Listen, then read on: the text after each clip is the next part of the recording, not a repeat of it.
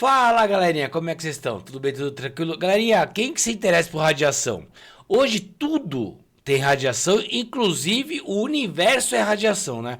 Galerinha, eu fiz um vídeo sobre Chernobyl, cara, pesado o videozinho, mas ficou extraordinário, né? Você acaba vendo que realmente ela é, né? E o que ela faz. E pior que ela não tem cheiro, ela não tem cor, não tem. Você não consegue enxergar, não consegue ver, não consegue saber, não tem temperatura, não tem nada. Ela só tá lá. E ela mata, né? Então vamos dar uma olhadinha nesse vídeo, galerinha. Como a radiação mata. Vamos ver. Ciência todo dia. O link desse vídeo tá na descrição, tá? Só dá uma olhadinha lá. Tá top. Segue o Pedroca aí, não esquece. Logo após a descoberta dos raios-x e da radioatividade, usar raios-x e materiais radioativos se tornou uma grande moda. De repente surgiram cremes de beleza, chocolates, cigarros, águas e até supositórios com elementos que emitiam radiação. Ô louco. Até médicos, quando precisavam olhar dentro da sua cabeça, faziam radiografias e depois de semanas, viam seu cabelo cair, o que era um pouco suspeito, pra falar a verdade. O principal problema naquela época é que não havia nenhum controle de intensidade e de exposição. Nós estávamos no começo da era do uso da radiação para fins medicinais. Então as pessoas ainda não entendiam muito bem qual era a dose máxima que o ser humano podia absorver. A radiação ionizante se torna perigosa conforme ela é absorvida pela matéria que compõe o ser vivo. Mas Não é só a radiação, não só faz mal, né? Ela faz bem também, sabendo usar, e tem vários benefícios em relação à medicina, a várias coisas, né? Mesmo parecendo ajudar em inúmeros casos, conforme os efeitos negativos da radiação se tornavam evidentes, ficou mais claro que, embora raio-x e núcleos radioativos sejam extremamente úteis, eles devem ser usados com cuidado. Atualmente eles são muito usados no diagnóstico de doenças, no tratamento de câncer, em usinas nucleares e na datação de materiais antigos. Mas a pergunta é, por que radiação ionizante, algo que não podemos sentir o gosto, cheiro ou ouvir, é perigosa? Foi o que eu falei, galerinha. Ela tá lá e ninguém sabe. Isso que é embaçado. Por que ela mata e quais são os seus efeitos no corpo humano? Eu vou começar respondendo isso falando antes sobre o que é radiação. Uma definição simples de radiação é que ela é energia em trânsito, geralmente emitida por uma fonte e transmitida através do vácuo, do ar ou de meios materiais. Nós podemos ter radiação na forma de partículas, como prótons, nêutrons e elétrons, ou na forma de ondas eletromagnéticas, como a luz visível, raios-x e raios gama. Mas aqui entra um detalhe importante. Geralmente, quando falamos de radiação como sendo algo perigoso, estamos nos referindo a um tipo específico de radiação, que é a ionizante. Então, o que a radiação ionizante tem de diferente? A radiação ionizante é aquela que tem energia para ionizar átomos. Isso pode ser um termo técnico, mas apenas significa que ela consegue arrancar os elétrons de átomos. A energia necessária para ionizar um átomo depende muito do quão ligado ao núcleo do átomo o elétron está. Alguns átomos, como o césio, possuem elétrons que estão ligados de maneira muito fraca. Então nós não precisamos de muita energia para remover esse elétron do átomo e ionizá-lo. Como vocês sabem, existe uma coisa mágica chamada tabela periódica que nos mostra a quantidade de diferentes átomos que existem. A radiação ionizante é diferente para a maior parte deles. Mas se levarmos em conta os principais átomos presentes no corpo humano, que são hidrogênio, carbono, nitrogênio e oxigênio, nós temos como calcular um valor máximo de energia para a radiação ionizar os átomos que nos compõem. Então dá para medir o quanto a gente consegue receber de radiação no nosso corpo sem afetar a gente, né? Portanto, no caso de radiação eletromagnética, somente raios-x e gama têm energia suficiente para arrancar elétrons de um átomo. E é por isso que você não quer ficar perto de supernovas ou lamber urânio enriquecido no núcleo de uma usina nuclear. Não façam isso, só pessoas estranhas fazem isso. Então agora nós sabemos qual tipo de radiação nós estamos procurando para causar efeitos negativos no corpo humano. E onde nós podemos encontrar essa radiação? A resposta mais conhecida são os materiais radioativos. Uma das características dos núcleos radioativos é a instabilidade. Mas o universo odeia a instabilidade. Então, quando ele se torna instável, ele emite partículas em uma tentativa desesperada de se tornar estável novamente. Essa emissão pode ser uma de três tipos: alfa, beta e gama. Os nomes são letras gregas, mas nós todos já sabemos o que é cada uma delas. Mesmo que não no nome versão grega. A partícula alfa é idêntica a um núcleo de hélio, sem os seus elétrons. A partícula beta é apenas um elétron. E a gama não é uma partícula, e sim radiação eletromagnética na forma de raios gama. Em geral, as partículas alfa, que são o núcleo de hélio, podem ser barradas por uma folha de papel. As partículas beta, que são os elétrons, precisam de um pouco mais, sendo barradas por exemplo, uma camada de madeira. Já a radiação gama é a mais difícil das três, e geralmente precisa de uma parede de concreto ou chumbo. Percebam que mesmo existindo essas três formas de radiação ionizante, a alfa, beta e a gama, fundamentalmente o que as três fazem é a mesma coisa. Galera, eu juro pra vocês, eu só fiquei sabendo o que é alfa, beta, gama agora. Eu falei essas palavras minha vida inteira. Ah, eu sou o beta, não sei o que. Gente, que loucura, velho. Arrancar elétrons de átomos. E por que exatamente arrancar elétrons de átomos pode ser tão perigoso para o corpo humano? Arrancar um elétron é um processo quase instantâneo, mas isso pode resultar na quebra de ligações químicas, resultando em fragmentos do que antes eram moléculas bem estruturadas. Esses fragmentos acho que mexe no nosso DNA, né, galera? Podem se ligar a outras moléculas que não necessariamente deveriam estar ligadas. Isso pode acontecer em qualquer molécula do nosso corpo, desde as de água até o nosso DNA. E é aqui que as coisas começam a ficar feias. A radiação tem uma chance de causar danos ao nosso DNA. E o mais assustador é que os efeitos biológicos resultantes desses danos no nosso material genético pode demorar dias, semanas, meses ou até anos para ocorrer. Nem sempre é instantâneo. Existem duas maneiras de a radiação causar danos no nosso DNA, a direta e a indireta. Quando ela é direta, ela age diretamente no nosso DNA, como o nome sugere, quebrando as ligações químicas entre os nossos nucleotídeos ou moléculas presentes no nosso material genético. E ela é indireta quando ela age na água, quebrando a molécula e produzindo componentes reativos. Eles são muito instáveis e reagem rapidamente com outros átomos e moléculas, capturando elétrons para ganhar estabilidade. Essa molécula que perdeu o átomo se transforma em radicais livres, iniciando uma reação em cadeia. O DNA é formado por duas fitas em formato de hélice interconectadas, ligadas por pontes de hidrogênio. O dano que a radiação causa no DNA pode ser desde a perda de uma base até a quebra das pontes de hidrogênio, ruptura de uma fita ou até mesmo a das duas fitas. Aí ferrou. Só que para nossa sorte o DNA tem mecanismos de reconstituição para reparar esses danos. Só que eles podem virar danos irreversíveis se um número muito grande de danos ocorrerem simultaneamente, ou ainda se a quebra de uma das fitas não for reparada adequadamente. Aproximadamente 33% das quebras de fitas são produzidas pela ação direta no DNA, e o restante, 67%, pelo ataque de radicais livres. Caramba, e isso pode gente, causar dois tipos de reações, as teciduais e as estocásticas. Efeitos teciduais são associados à morte celular. Eles são observados quando uma alta dose de radiação causa a morte celular de um número muito grande de células de um dado tecido ou órgão, a ponto do seu funcionamento ficar prejudicado. Em geral, altas doses acontecem somente em acidentes ou no caso de radioterapia, mas nesse caso a ideia é causar dano, só que somente no tumor. Você não precisa ter medo de fazer uma radiografia do seu peito em um ambiente com controle de qualidade em dia, porque não tem risco de acontecer um efeito tecidual. Quanto maior a dose de radiação, mais grave será o efeito tecidual.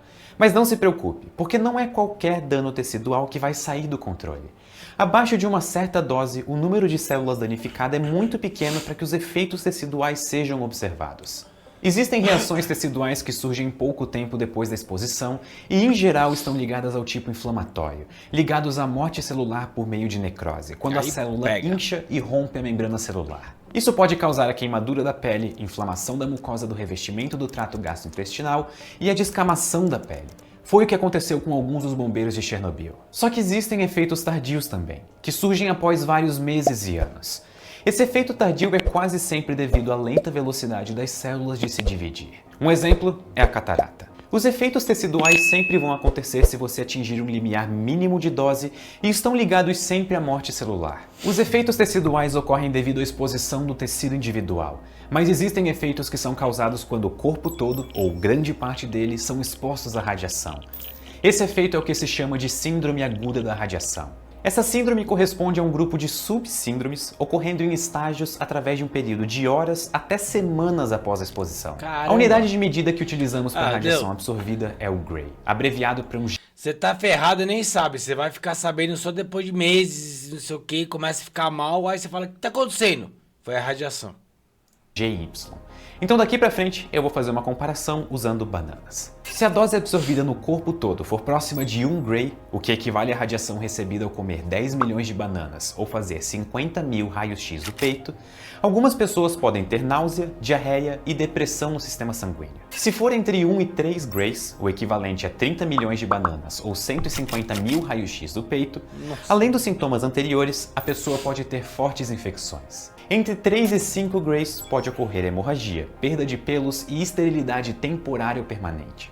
Sim, você não teria mais filhos nem cabelo se você comesse 50 milhões de bananas ou fizesse 250 mil raios-x do peito. E por volta de 10 Grays ocorre a inflamação dos pulmões. E para doses maiores, os efeitos incluem danos no sistema nervoso e cardiovascular, levando o indivíduo à morte em poucos dias. Isso são 500 mil raios-x do peito, ou 200 vezes a dose máxima de radiação anual permitida por lei para pessoas que trabalham com radiação. Só para comparação, a dose geralmente letal de radiação ionizante é metade disso, por volta dos 5 Grays.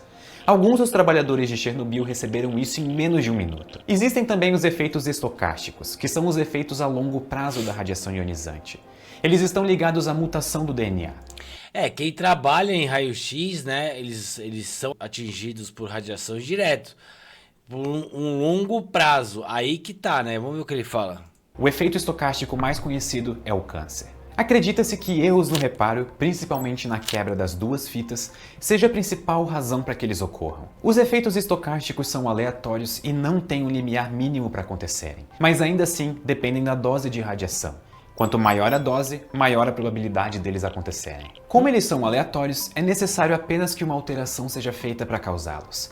Mas imagine, existe uma chance muito maior de uma mutação causar câncer quando ocorrem 1 milhão de quebras do DNA do que quando acontece uma quebra do DNA. Os efeitos que causam câncer são sempre tardios. O tempo entre a exposição e a detecção do câncer pode ser de vários anos. O corpo humano é preparado para lidar com, digamos, uma célula que sofreu mutação. Para existir um efeito, é necessário um número grande de células. Assim, é necessário um tempo grande para que a célula cujo DNA foi mutado se divida vezes o suficiente. Por exemplo, leucemia demora em média 8 anos entre a exposição e a detecção. Tumores sólidos podem demorar décadas até acontecerem. Isso depende muito do quão rápida é a velocidade de reprodução das células.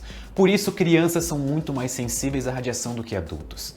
Afinal, como elas estão em fase de crescimento, estão ocorrendo muito mais divisões celulares nelas do que em adultos. Outro efeito estocástico é o efeito hereditário.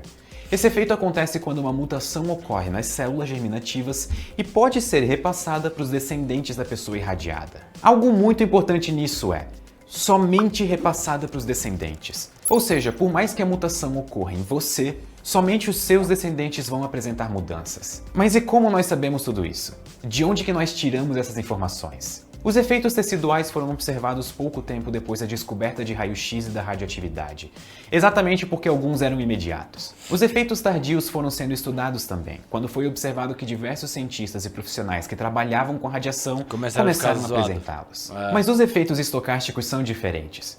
Como eles têm essa característica probabilística, o estudo é mais difícil. A principal fonte de dados são grandes exposições à radiação, como os sobreviventes de Hiroshima e Nagasaki, ou populações que moravam próximo a Chernobyl. Em todos esses casos, como sabe-se a data de quando ocorreu a exposição da radiação, tem-se uma boa noção da dose de radiação que eles foram expostos. E com isso a gente pode ter uma ideia melhor de... Por causa da data que eles começaram a ficar zoados, né? Apresentando as doenças, sabe quanto que eles tiveram de radiação, quanto eles já foram atingidos pela radiação, né? A quantidade. E quais são os efeitos a longo prazo. Mas nós devemos levar em conta que a relação entre alguém ter sido exposto em Hiroshima e ter câncer não é direta.